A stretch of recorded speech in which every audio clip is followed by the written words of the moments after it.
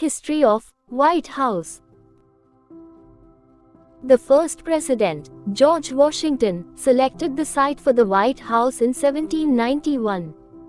The cornerstone was laid in 1792, and a competition design, submitted by Irish-born architect James Hoban, was chosen.